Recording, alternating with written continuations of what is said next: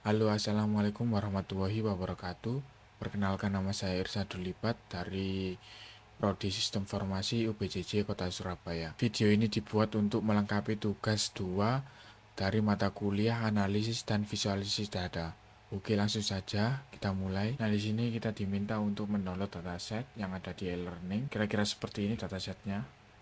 Total ada 498. Selanjutnya kita diminta untuk install paket menggunakan fungsi library. Langsung saja kita install semua di bagian install ini. Kita copy saja ke RStudio, lalu kita coba install.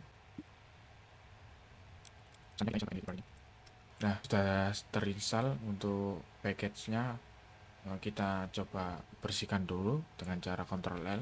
Nah, kira-kira itu untuk di tugas 2-nya. Selanjutnya kita akan melakukan panggilan dataset di bagian RStudio. Kita coba untuk panggil data, read data. Nah, sebelum kita panggil data, kita harus mencari tahu informasi data tersebut ada di mana dengan cara info. Nah, ternyata data sini kita langsung saja copy bagian ini. Nah, lalu kita panggil nama folder, nama filenya. Kita copy paste, kira-kira seperti ini. Langsung saja kita panggil untuk filenya. Nah, langsung muncul ini data. Kita coba klik. Nah, ini datanya ada 498 ini. Dan di bagian soal ada A, B, C, D, E. Kita diminta untuk menginterpretasikan untuk A, B, C, dan D. Dan untuk di bagian E ini kita diminta untuk memvisualisasikan saja. Oke, langsung saja kita di bagian A.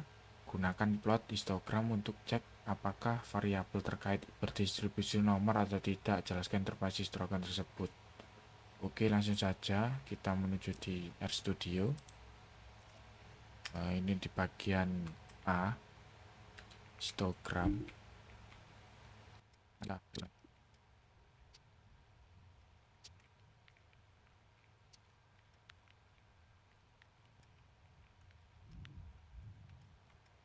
Oke, sudah selesai ya, kira-kira seperti ini perintahnya.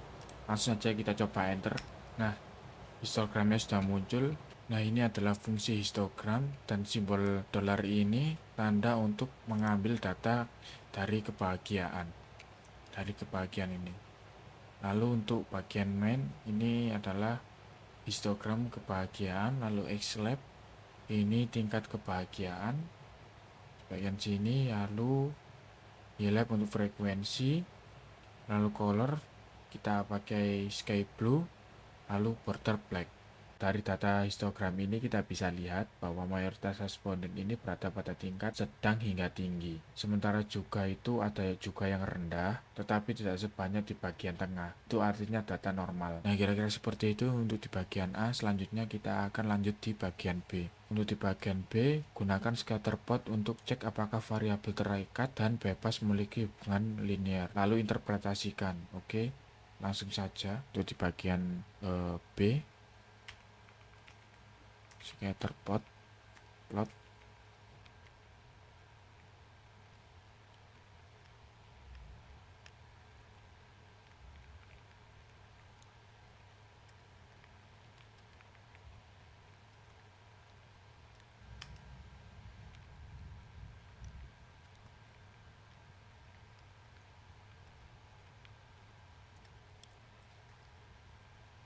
Nah, kira-kira seperti ini untuk di bagian B. Untuk fungsinya kita akan pakai plot untuk membuat scatter plot. Lalu kita data untuk simbol dolar ini mengambil data pendapatan dan juga mengambil data kebahagiaan. Lalu untuk main ini untuk bagian scatter plot untuk hubungan pendapatan dan kebahagiaan sekitar sini. Lalu bagian X-lab untuk pendapatan, bagian sini, lalu Y-lab untuk kebahagiaan. Lalu di bagian color saya menggunakan warna ungu. Lalu untuk di PCH-nya untuk 19.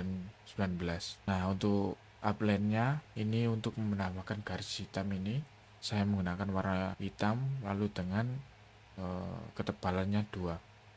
Oke, kira-kira seperti itu untuk di bagian B. Selanjutnya kita akan masuk di bagian C. Nah, untuk soal C, lakukan regresi linear sederhana dan jelaskan hasil regresi tersebut. Kita tandai untuk bagian C.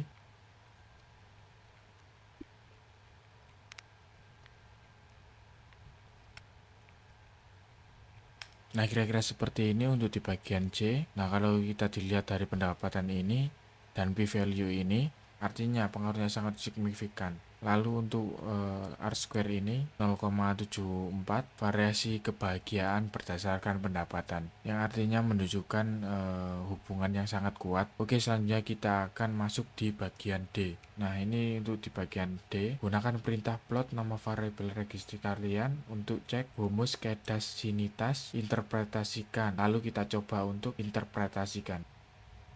Di bagian D kita tandai dulu.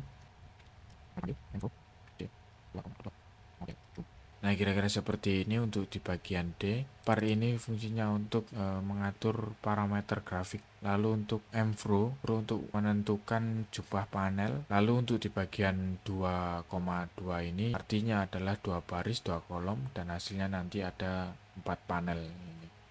Nah, untuk di bagian residual dan fits ini pola sebarannya terlihat acak. Itu artinya menunjukkan residual terlihat konstan, sehingga asumsi humus kedadisitas ini terpenuhi ya. Hasil analisis model dikatakan reliable. Selanjutnya kita lanjut di bagian E. Visualisasikan hasil regresi menggunakan grafik dengan langkah-langkah berikut. Nomor 1, plot data points pada grafik. Tambahkan garis regresi linear pada data yang sudah diplot. Tambah persamaan untuk garis linear, beri judul dan label yang sesuai untuk sumbu X dan Y. Oke, langsung saja.